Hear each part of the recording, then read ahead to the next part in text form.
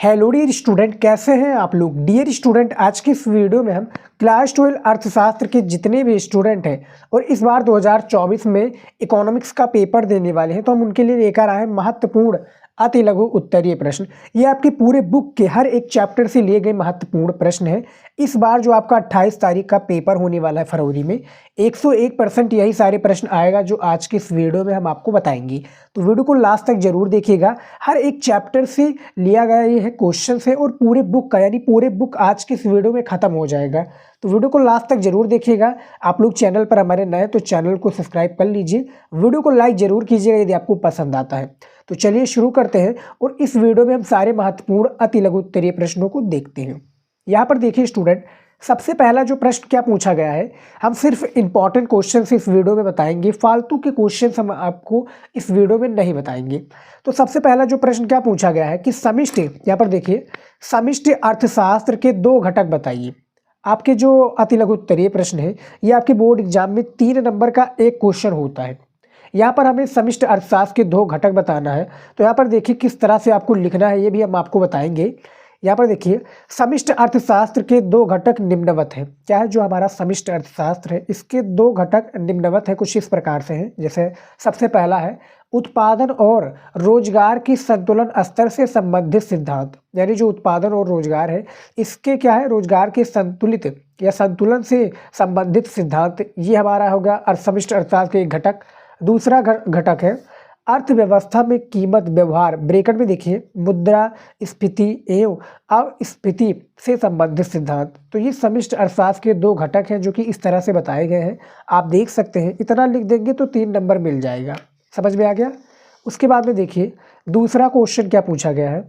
यहाँ पर देखिए छोटा छोटा एक क्वेश्चन से ज़्यादा बड़े में इसका आंसर देना नहीं है क्योंकि 3 नंबर का प्रश्न है।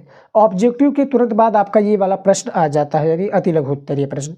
जैसा कि दूसरा प्रश्न पूछा गया, देखिए जीडीपी और कल्याण किस प्रकार एक दूसरे से संबंधित है। देखिए स्टूडेंट, इस वीडियो में हम आपको इसका पीडीएफ भी देने वाले हैं। तो आप क्या है पीडीएफ फ्री में देने वाले हैं, इसके लिए कोई भी आपको पैसे देने की ज़रूरत नहीं है, हम आपको फ्री में देंगे।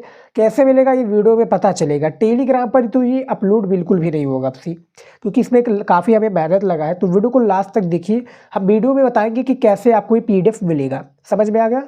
यहाँ पर देखिए जीडीपी और कल्याण किस प्रकार एक दूसरे से संबंधित है, इनके बारे में बताना है। इसका आंसर देखिए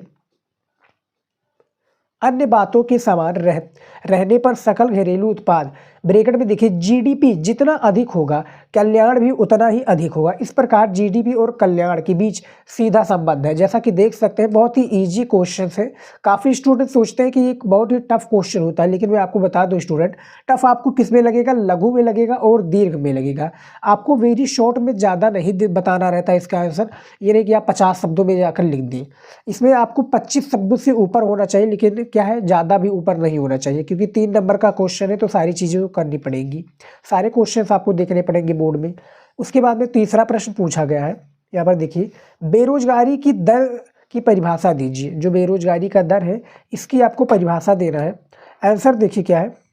यहाँ पर देखिए लोगों की संख्या जो काम करने के इच्छुक है, यानी जो लोगों की संख्या है जो काम करने के यानी किसी भी काम करने के इच्छुक हैं किंतु काम नहीं करते हैं, मैं लोगों की कुल संख्या में जो काम करने के इच्छुक है और काम करते हैं, क्या काम करते हैं से भाग देने पर जो भागफल प्राप्त होगा वो बेरोजगारी की दर कहलाएगी। यानी बहुत ही ईजी क्वेश्चन है स्टूडेंट। यहाँ पर समझिए, पहले क्वेश्चन के आंसर को समझिए, वीडियो को रोक कर भी आप देख सकते हैं। समझना बहुत ज़्यादा इंपॉर्टेंट है। जब आप समझ जाएंगे तो इसका आंसर अपने शब्दों में भी लिख सकते हैं, जैसा कि यहाँ पर बताया क्या गया है। यहाँ पर देख सकते हैं और काम करते संख्या भाग देकर जो भागफल प्राप्त होगा वही बेरोजगारी दर कहलाएगी। समझ आ गया स्टूडेंट। जो एक्सेल स्टूडेंट, जैसे एक्सेल जो CCC होता है, CCC होगा, और ये सारे जो कोर्स करे होते हैं जो जिससे हम क्या है कंप्यूटर के बारे में जानते हैं, हमारा जो एक प्रकार से चलाना जानते हैं, सारी चीज़ें जान जाते हैं। तो इसमें भी हमने एक्सेल का जो होता है एक्सेल सीट से सारी चीज़ें, वहाँ पर हमने ये सारी चीज़ें सीखी थी और आप लोगों को भी मैं बता रहा हूँ। इसको आपको तैयार कर लेना है, बेरोजगारी की दर को, काफ़ी ज़्यादा इंपॉर्टेंट है। उसके बाद में देखिए अगला क्वेश्चन, सारे क्वेश्चन हम बताएंगे जो हर एक चैप्टर से हैं। आज के इस वीडियो में पूरा जो चैप्टर है आपका ख़त्म हो जाएगा इकोनॉमिक्स का। तो देखिए यहाँ पर चौथा नंबर क्वेश्चन क्या है, बताइए कि निम्नलिखित प्रवाह या स्टॉक, यानी जो बताइए आपको कि निम्नलिखित प्रवाह है या स्टॉक, सबसे पहला है आपका एक देश की जनसंख्या, दूसरा है जन्म लेने वालों की संख्या। तो यहाँ पर बताइए ये क्या बताया गया, प्रवाह या स्टॉक। तो यहाँ पर देखिए सबसे पहले हम एक देश की जनसंख्या के बारे में देखेंगे। देखिए एक देश की जनसंख्या स्टॉक है क्योंकि इसे समय के निश्चित इसी समय के एक निश्चित बिंदु पर मापा जाता है, समझ में आ गया। दूसरा है जन्म लेने वालों की संख्या, प्रवाह है क्योंकि इसे समय की एक निश्चित अवधि पर मापा जाता है। दोनों में काफ़ी डिफरेंस है, जैसा कि आप देख सकते हैं। इसमें आपको क्या अंतर भी देखने को मिल जाएगा, बोर्ड एग्जाम में पूछा जाएगा कि एक देश की जनसंख्या या जन्म लेने वालों के बीच में क्या है, विभेद कीजिए या अंतर बताइए। तो इस तरह से भी क्वेश्चन आपके आ सकते हैं, तो इसको तैयार कर लीजिए। स्टूडेंट इसका आंसर आप लिखना चाहे तो लिख लीजिए, काफ़ी इंपॉर्टेंट है, काफ़ी शॉर्ट, यानी कह सकते हैं ये काफ़ी बड़े में पूछा गया था, इसको हम काफ़ी शॉर्ट यानी छोटा करके आपके सामने प्रेजेंट किए हैं। इतना लिख देंगे 3 नंबर आपका कहीं पर नहीं गया, समझ में आ गया। यहाँ पर देखिए 5वां नंबर प्रश्न क्या पूछा गया है, समग्र मांग से क्या अभिप्राय है। जो समग्र मांग है इससे अभिप्राय के बारे में बताता है, या समग्र मांग से आप क्या समझते हैं, किसे कहते हैं, इसका आशय क्या है। यानी ये सारे क्वेश्चंस घुमा फिरा कर आपका पूछा जाएगा, लेकिन जो इसका आंसर होगा यही होगा। देखिए जैसा कि देख सकते हैं आंसर में, देखिए समग्र, देखिए ब्रैकेट में देखिए समग्र जिसको हम कुल कहते हैं, मांग से अभिप्राय एक वर्ष की अवधि में किसी अर्थव्यवस्था में क्या है, एक वर्ष की अवधि में किसी अर्थव्यवस्था में उपभोग, निवेश तथा सरकारी एवं शुद्ध निर्यातों से है। दूसरे शब्दों में किसी अर्थव्यवस्था में वस्तुओं तथा सेवाओं के लिए, वस्तुओं तथा क्या है, सेवाओं के लिए मांग के योग को समग्र मांग कहा जाता है। यहाँ पर समझिए, पहले क्वेश्चन का आंसर समझिए कि क्या कह रहा है कि किसी अर्थव्यवस्था में उपभोग, निवेश, कोई अर्थव्यवस्था इसमें उपभोग या निवेश तथा सरकारी व्यय से शुद्ध निर्यातों से है। दूसरे शब्दों में किसी अर्थव्यवस्था में वस्तुओं तथा सेवाओं के लिए मांग के योग को समग्र मांग कहा जाता है, जैसा कि आप देख सकते हैं। समझ में आ गया। उसके बाद में देखिए 6 नंबर क्वेश्चन क्या पूछा गया है, वैधानिक क्या है, वैधानिक तरलता अनुपात क्या है। देखिए वेरी इंपॉर्टेंट क्वेश्चन है, इंपॉर्टेंट क्वेश्चन इसको नोट कर लीजिए। इस वीडियो में सिर्फ हम आपको वेरी क्वेश्चंस इंपॉर्टेंट बताएंगे, वेरी इंपॉर्टेंट क्वेश्चंस बताएंगे जो आपकी तैयारी को बेहतर बना सकता है। और स्टूडेंट यदि आपने इसका टॉपिक वाला वीडियो नहीं देखा है, जो कि हमने क्या है उसमें लघु, अति लघु, उत्तरीय और दीर्घ तीनों टाइप के क्वेश्चंस बता रखा है, तो उसको जाइए, आपको प्लेलिस्ट मिल जाएगा हमारे चैनल पर। हर एक सब्जेक्ट हमने प्लेलिस्ट बना रखा है, जाकर आप देख सकते हैं, जिसमें हमने जुलाई से लेकर अभी तक जो भी तैयारी की है हर एक प्लेलिस्ट में आपको सारी वीडियोज मिल जाएंगी। तो प्लेलिस्ट में जो भी चेकआउट करना कर लीजिए, बाद में मत कहिएगा कि सर ये क्वेश्चन नहीं आएंगे, ये क्वेश्चन हमें बोर्ड एग्जाम में नहीं मिला, हम आपके सामने वो वीडियो तुरंत लाकर रख देंगे कि ये देखिए हमने बताया हुआ पहले से। तो जाइए तैयार कर लीजिए, तैयारी को अपने बेहतर बनाइए। तो यहाँ पर देखिए 6 नंबर क्वेश्चन क्या पूछा गया है कि वैधानिक तरलता अनुपात क्या, इसके बारे में बताना है। तो देखिए बैंकिंग नियमानुसार बैंकों को अल्पकाल में कुछ कोष तरल के रूप में क्या है, कुछ कोष तरल के रूप में रखना होता है, इसे वैधानिक तरलता अनुपात, जिसको हम क्या कहते हैं, SLR कहते हैं। अब देखिए SLR का क्या फुल फॉर्म क्या है, यहाँ पर देख सकते हैं, स्टैट्यूटरी लिक्विडिटी रेटियो, क्या है, स्टैट्यूटरी लिक्विडिटी रेटियो या रेशियो, वैधानिक तरलता अनुपात जिसको हम कहते हैं। जैसा कि आप देख सकते हैं इसका फुल फॉर्म भी आपका बोर्ड एग्जाम में ऐसा फुल फॉर्म के साथ में आएगा, ऑब्जेक्टिव क्वेश्चन में बताएगा इसका क्या है फुल फॉर्म बताइए, या इसका क्या है एक प्रकार से सही रूप बताइए क्या है। तो ये आपका क्वेश्चन पूछा जाएगा ऑब्जेक्टिव में, क्योंकि इसी से क्वेश्चन बनते, कोई बाहरी तो आएगा नहीं आपका। 6 नंबर हो गया हमारा प्रश्न। 7वां देखिए क्या है, 7वां क्वेश्चन है हमारा, बचत फलन क्या होता है। जो बचत फलन है ये क्या होता है, इसके बारे में हमें बताना है। आंसर देखिए क्या है, बचत फलन, बचत ब्रैकेट में देखिए एस तथा आई ब्रैकेट में देखिए वाई के बीच कार्यात्मक संबंध को दर्शाता है। जैसा देख सकते हैं बचत एस बराबर minus S plus S by, ये बचत फलन हो गया। जैसा कि आप देख सकते हैं बहुत ही छोटा सिंपल सा क्वेश्चन है, इसका आंसर सिंपल है, 3 नंबर आपको एग्जामिनर दे देगा। अगला क्वेश्चन देखिए, सारे क्वेश्चंस को आप लिखना चाहें तो लिख लीजिए स्टूडेंट, काफ़ी ज़्यादा इंपॉर्टेंट है, तैयार कर लेंगे तो आप ही के लिए बेटर होगा। यहाँ पर देखिए 8वां प्रश्न क्या पूछा गया है, भारतीय रिजर्व बैंक की कोई 3 प्रतिबंधित कार्य लिखिए, यानी कोई तीन प्रतिबंधित कार्य लिखिए जिसको क्या है नहीं किया जा सकता या क्या प्रतिबंधित है। जैसे सबसे पहला है, भारतीय रिजर्व बैंक की कोई व्यावसायिक कार्य स्वयं नहीं कर सकता और ना ही उन्हें क्या है प्रत्यक्ष रूप से आर्थिक सहायता दे सकता है। जैसा कि यहाँ पर बताया गया है, जैसे आप समझ सकते हैं भारतीय रिजर्व बैंक कौन सा है स्टूडेंट, क्या है भारतीय रिजर्व बैंक, जैसे हमारे जो इंडियन बैंक है, जैसा कि आप लोगों को पता होगा सबसे बड़ा जो हमारा स्टेट बैंक ऑफ इंडिया है इंडिया में, वैसे जो सारे बैंकों को मैनेज करता है वो भारतीय रिजर्व बैंक ही मैनेज करता है स्टूडेंट, क्या भारत का। समझ में आ गया। उसके बाद में जो वर्ल्ड बैंक है, आप लोगों को पता ही होगा वर्ल्ड बैंक क्या होता है। तो यहाँ पर जैसे बताया गया है कि इसमें जो तीन प्रतिबंधित कार्य है, सबसे पहला ये हो गया कि भारतीय रिजर्व बैंक के कोई जो व्यावसायिक कार्य, यानी व्यावसायिक कार्य आप समझ रहे हैं, स्वयं नहीं कर सकता, यानी वो अपना खुद नहीं कर सकता और ना ही वो उन्हें प्रत्यक्ष रूप से आर्थिक सहायता दे सकता है। ये सबसे पहले प्रतिबंधित कार्य हो गया। दूसरा है, भारतीय रिजर्व बैंक जनता से ब्याज पर रुपया स्वीकार नहीं कर सकता। क्या है, जनता से ब्याज पर रुपया वो स्वीकार नहीं कर सकता। कौन, भारतीय रिजर्व बैंक। समझ में आ गया। तीसरा देखिए, ये अचल संपत्ति की जमानत पर ऋण नहीं दे सकता और ना ही उन्हें खरीद सकता है। जैसा कि आप देख सकते हैं ये कोई तीन प्रतिबंधित कार्य थे। एक एक नंबर आपको एक एक कार्य पर मिल जाएंगे। आपने सपोज आपने एक ही किया या दो ही किया तब भी आपका 2 नंबर पक्का है। ये नहीं स्टूडेंट कि आप कीजिएगा ही नहीं, आपको 2 पता है 2 कीजिए, 1 पता है 1 कीजिए, 3 पता है 3 कीजिए, आपको नंबर पूर्ण रूप से मिलेगा। अब आप कुछ लिखेंगे ही नहीं तो आपको कुछ नहीं दिया जाएगा। समझ में आ गया। हाई स्कूल का पेपर दिए होंगे आप और आप हमारे काफ़ी क्या है इंटेलिजेंट स्टूडेंट हैं, तो आप लोगों को सारी चीज़ें पता होंगी। 9th नंबर क्वेश्चन क्या है, देखिए स्तरीय, देखिए क्या है स्थिरीकरण कार्य किसे कहते हैं, इसके बारे में बताना है। आंसर देखिए, सरकार का हस्तक्षेप चाहे वो मांग का विस्तार करने के लिए हो अथवा इसे कम करने के लिए स्थिरीकरण कार्य कहलाता है। तो जैसा कि यहाँ पर बताया गया है कि स्थिरीकरण कार्य है ये किसे कहते हैं। यहाँ पर देखिए किसका है। आंसर बहुत ही सिंपल सा है, बस आपको क्या क्वेश्चन थोड़ा आपको हार्ड लग रहा है। क्वेश्चन देखिए बेटा, आपको हार्ड लगेगा इसलिए लगेगा क्योंकि आपने पढ़ा नहीं है, आपने क्वेश्चन बैंक को नहीं देखा है। अब आपकी जो तैयारी है, काफ़ी कम समय बचा है तैयारी के लिए, तो ये सारी चीज़ें आपको करनी पड़ेगी और बुक और क्वेश्चन बैंक के मिलाकर आप सारे क्वेश्चंस को आप तैयार कीजिए। इंपॉर्टेंट को पढ़िए, सिलेबस में बच जाइए, कम समय बचा है इसी में कीजिए। तो यहाँ पर क्या स्थिरीकरण किसे कहते हैं, इसके बारे में आंसर हमने दे दिया है, जैसा कि आप देख सकते हैं। उसके बाद में देखिए हमारा 10 नंबर क्वेश्चन क्या है।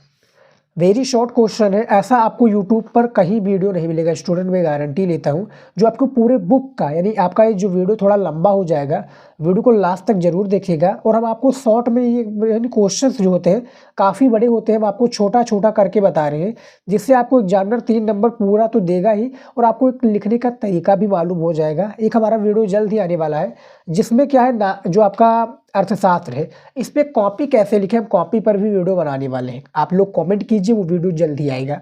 देखिए 10 नंबर जो प्रश्न क्या पूछा गया है कि आयात व निर्यात क्या है, इनके बारे में बताना है, या आयात व निर्यात में डिफरेंस बताइए, यानी अंतर बताइए। तो ये भी किस तरह से पूछा जा सकता है। तो देखिए सबसे पहले हम आयात का देखते हैं।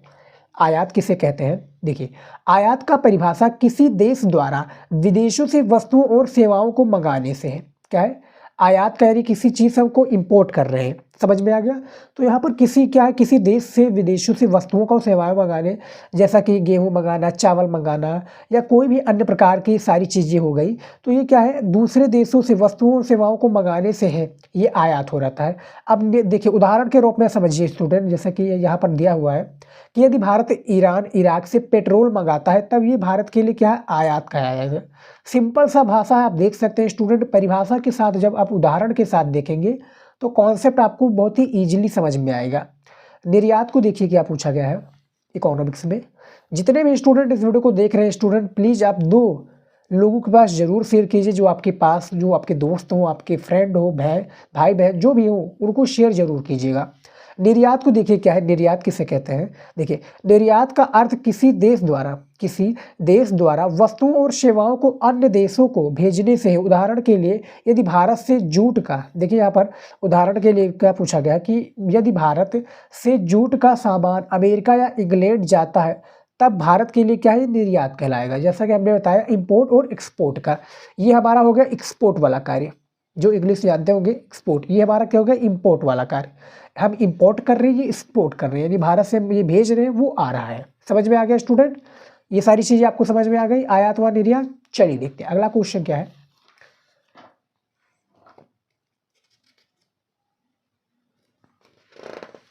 देखिए अगला क्वेश्चन है हमारा, ये देखिए 11 नंबर क्वेश्चन क्या पूछा गया है। संतुलित बजट, यहाँ पर देखिए कॉमा लगा है, संतुलित बजट, बजट अधिशेष और बजटीय घाटा क्या है, तीनों को हम एक ही वीडियो में कंफर्म कर देंगे। देखिए एक ही क्वेश्चंस में। देखिए सरकार जमा आय के बराबर, सरकार जो है जमा आय के बराबर राशि खर्च कर सकती है, राशि जो है खर्च कर सकती है, इसे संतुलित बजट के रूप में क्या है जाना जाता है। जब कर से प्राप्त राशि, जब कर से प्राप्त जो है राशि आवश्यक आय से अधिक होती है तो इसे बजट अधिशेष कहा जाता है। यानी यहाँ तक तो आपका इसका परिभाषा हो गया संतुलित बजट का। फिर बजट जो अधिशेष है यहाँ से लेकर यहाँ तक आपका इसका हो गया। फिर हमारा बजटीय घाटा, तो देखिए वही जब व्यय राजस्व से अधिक होता है तो इसे बजटीय घाटा कहा जाता है। यानी तीनों का कॉन्सेप्ट अलग हो गया है, तीनों का एक ही वे में पूछ लिया गया है। यदि आपका पूछा जाता है बोर्ड एग्जाम में कि संतुलित बजट किसे कहते हैं, संतुलित बजट से आपका आशय क्या है, तो इसका आंसर आपको इतना ही देना है। यदि आपका तीनों पूछा जाए तो तीनों का दीजिएगा, 3 नंबर आपको मिल जाएगा। समझ में आ गया स्टूडेंट? कॉन्सेप्ट समझ आ रहा है तो स्टूडेंट कमेंट में जरूर बताइएगा। और हम आपके जो है न्यूमेरिकल्स का भी वीडियो जल्द ही लाने वाले हैं, तो कमेंट जितने भी ज़्यादा करेंगे आप लोग, वो वीडियो जल्द ही आएगा। उसके बाद में देखिए 12 नंबर क्वेश्चन, विदेशी विनिमय की मांग के 2 स्रोत बताइए। यानी जो विदेशी विनिमय है इसकी मांग के कोई हमें 2 स्रोत बताइए। सबसे पहला देखिए क्या है, अंतर्राष्ट्रीय ऋणों का भुगतान, अंतर्राष्ट्रीय जो ऋण है इसको ऋणों का भुगतान। दूसरा है शेष विश्व को उपहार व अनुदान, शेष जो विश्व है उपहार या अनुदान। यहाँ पर आपका छोटा सा क्वेश्चन था, 3 नंबर आपको मिल जाएगा। यानी छोटा छोटा भी कॉन्सेप्ट पूछ लिया जाता है तो आपका इजीली 3 नंबर बिल्कुल पक्का है, ये गारंटी है स्टूडेंट। समझ में आ गया? देखिए अगला क्वेश्चन क्या है 13 नंबर। ये देखिए 13 नंबर आपका क्वेश्चन जो पूछा गया है, क्या पूछा गया है कि सम प्राप्ति किसे कहते हैं, सम प्राप्ति किसे कहते हैं, इसके बारे में बताइए। आंसर है एक फर्म द्वारा अपने उत्पाद को बेचने से प्राप्त, अपने उत्पाद को क्या है बेचने से प्राप्त होने वाली मौद्रिक प्राप्तियां, जिसको हम क्या कहते हैं ब्रैकेट में देखिए कुल रकम को संप्राप्ति या राजस्व कहते हैं। यानी दोनों इसमें कहा जाता है, या संप्राप्त कह लीजिए या राजस्व कह लीजिए, ये किसी भी अर्थ में पूछा जाएगा। इसका आंसर आपको इसी तरीके से देना है। और स्टूडेंट आपको नहीं समझ में आ रहा है तो वीडियो को रोक कर भी क्वेश्चंस को आप समझ लीजिए, लिख रहे हैं तो वीडियो को रोक कर लिख सकते हैं। इसके लिए कोई भी आपके पास वो नहीं है कि आप बिल्कुल कीजिए सारी क्वेश्चंस को, आप क्या है सारे क्वेश्चंस को आप देखते जाइए, सारे को नोट कीजिए। इसका हम आपको पीडीएफ भी देने वाले हैं। पीडीएफ कैसे मिलेगा हम आपको बताएंगे। पीडीएफ के लिए आपको करना क्या है, आपको इंस्टाग्राम पर आना है, वीडियो को ये लिंक आपको भेजना है। यहाँ तक आप देख रहे हैं, यहाँ तक आप क्या है हमें एक प्रकार से उसका फोटो भेजिए या रूटीन आप बताकर भेजिए कि सर यहाँ तक हमने देखा है, हम आपको इसका पीडीएफ फ्री में दे देंगे। समझ में आ गया स्टूडेंट? टेलीग्राम पे वीडियो इसका पीडीएफ नहीं अपलोड होगा, हम आपको इंस्टाग्राम पर देंगे। मैसेज कीजिए, वीडियो के साथ में कीजिएगा स्टूडेंट, तभी आपको पीडीएफ मिलेगा, क्योंकि इसको बनाने में बहुत मेहनत लगा है और आप लोग वीडियो को पूरा देखते नहीं हो, पीडीएफ दिन लेकर आप निकल जाते हो। तो यहाँ पर देखिए हो गया। उसके बाद देखिए वीडियो को आप जब देखेंगे स्टूडेंट तो आपकी सारी चीज़ें कॉन्सेप्ट पता चलेगी और हम आपको कुछ समझाते भी हैं। वैसे नहीं कि हम ऐसा ही छोड़ देते हैं, सारी चीज़ें हम आपको समझाते हैं और आगे भी जो हम आपको बताते हैं वो भी काफ़ी कॉन्सेप्ट के लायक है, काफ़ी इंपॉर्टेंट पॉइंट्स है। उसके बाद में देखिए 14 नंबर क्वेश्चन, श्रम के लिए मांग वक्र कैसा होता है और क्यों होता है, इसके बारे में बताइए। आंसर देखिए क्या है, आंसर के साथ देखिए श्रम के लिए मांग वक्र नीचे की ओर क्या है प्रवणता, नीचे की ओर प्रवणता वाला होता है ऊंची मजदूरी दर पर। जो ऊंची मजदूरी दर पर कम श्रम की मांग होती है, जिसके परिणाम स्वरूप मांग वक्र नीचे की ओर क्या है प्रवणता वाला हो जाता है, प्रवणता वाला हो जाता है स्टूडेंट। श्रम के लिए मांग वक्र कैसा होता है क्यों होता है, यहाँ पर बताया गया। इसका आंसर छोटा छोटा है, ज़्यादा बड़ी में नहीं दे रहा है जैसा कि हमने बताया। और जो हमारा कॉपी वाला वीडियो आएगा उसमें तो हम सारी चीज़ें आपको बताएंगे कि कॉपी लिखते कैसे हैं, इकोनॉमिक्स का कैसे लिखते हैं। वैसे हम हर एक सब्जेक्ट का कॉपी का वीडियो बना रहे हैं, आपने नहीं देखा है तो चैनल को सब्सक्राइब कर लीजिए। हम सारी चीज़ें अब आप लोगों को बताएंगे जो आपकी तैयारी को क्या बेहतर बनाएगा। देखिए 15 नंबर क्वेश्चन क्या पूछा गया है, पूर्ति सारणी किसे कहते हैं। जो पूर्ति सारणी है किसे कहते हैं, वेरी वेरी इंपॉर्टेंट क्वेश्चन। देखिए वो सारणी जो विभिन्न कीमतों पर प्रौद्योगिकी तथा कारकों की कीमतें जिसको हम अपरिवर्तित रहने पर एक फर्म पर बेची जाने वाली मात्राओं का विवरण देती है, पूर्ति सारणी कहलाती है। क्या कहलाती है? पूर्ति सारणी। 4 ही लाइनों में दिया गया है, छोटा छोटा लाइन है, इसका आंसर आपको समझ में आ जाएगा इजीली। उसके बाद में देखिए 16 नंबर क्वेश्चन क्या पूछा गया है, जब किसी वस्तु की मांग तथा पूर्ति, देखिए क्वेश्चन थोड़ा बड़ा है, घबराइएगा मत, नहीं छोटा इसका आंसर आपको होगा। देखिए जब किसी वस्तु की मांग, समझिए पहले क्वेश्चंस को, कि जब किसी वस्तु की मांग तथा पूर्ति में समानुपात, क्या है, समानुपात में वृद्धि होती है, तब संतुलन कीमत तथा उत्पादन पर कैसा प्रभाव पड़ता है, इसके बारे में हमें बताना है। आंसर के साथ में देखिए क्या है कि वस्तु की मांग तथा पूर्ति में समानुपात में वृद्धि होने पर संतुलन कीमत अपरिवर्तित रहती है, किंतु संतुलन मात्रा बढ़ जाती है। क्या है? संतुलन मात्रा जो है ये बढ़ जाती है। लेकिन जब किसी वस्तु की मांग तथा पूर्ति में समानुपात में वृद्धि होती है, तो इसका आंसर आप देख सकते हैं, इसका प्रश्न देख सकते हैं, यानी इसमें थोड़ा सा ही बदलाव करना है आपको, और एज इट इज आपका क्वेश्चन वही का वही रहेगा। उसके बाद में देखिए 17 नंबर क्वेश्चन क्या आपका, वेरी शॉर्ट का एक क्वेश्चन है, 3 नंबर मिलता है। यूपी बोर्ड के जितने भी स्टूडेंट हैं चैनल को सब्सक्राइब कर लीजिए। आपका 22 फरवरी से हिंदी का पेपर स्टार्ट है। 22 फरवरी से आपका जितने भी सारे पेपर है आर्ट से रिलेटेड 7 मार्च तक, यानी 7 मार्च का आपका सोशियोलॉजी का पेपर है, उसके बाद में ख़त्म हो जाएगा तैयारी आपका। 17 नंबर क्वेश्चन क्या है, मांग वक्र का दाईं ओर खिसकना क्या दर्शाता है। जो मांग वक्र है इसका दाईं ओर खिसकना क्या कहलाता है, इसके बारे में आपको बताना है। आंसर देखिए, ये दर्शाता है कि वस्तु की अपनी कीमत में बिना किसी परिवर्तन के, क्या है, बिना किसी परिवर्तन के वस्तु की मांगी गई मात्रा में वृद्धि होती है। वस्तु की जो मांगी गई मात्रा है इसमें क्या होती है, वृद्धि होती है। तो ये मांग वक्र की दाईं ओर खिसकना क्यों दर्शाता है, इसके बारे में बताया गया है।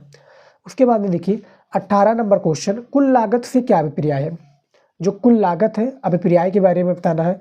जैसा कि हमने बताया स्टूडेंट, जैसे कि आप यहाँ पर अभिप्राय देख रहे हैं, यहाँ पर आपका आशय भी पूछा जा सकता है, या इससे क्या है, कुल लागत क्या होता है, कुल लागत किसे कहते हैं, आशय क्या है, परिभाषित कीजिए, प्रकाश डालिए। यानी किसी तरीके से घुमा फिरा कर क्वेश्चन पूछा जाएगा, लेकिन जैसा कि हमने बताया क्वेश्चन का आंसर वही रहेगा, बस क्वेश्चन को आपको घुमा दिया जाता है, क्वेश्चन का आंसर वही रहता है एज इट इज। तो यहाँ पर देखिए स्थिर तथा परिवर्ती लागतों के योग को, जो स्थिर तथा परिवर्तित लागतों के योग को कुल लागत कहा जाता है। अर्थात यहाँ पर देखिए कुल लागत बराबर कुल परिवर्ती लागत प्लस कुल स्थिर लागत। जैसा कि देख सकते हैं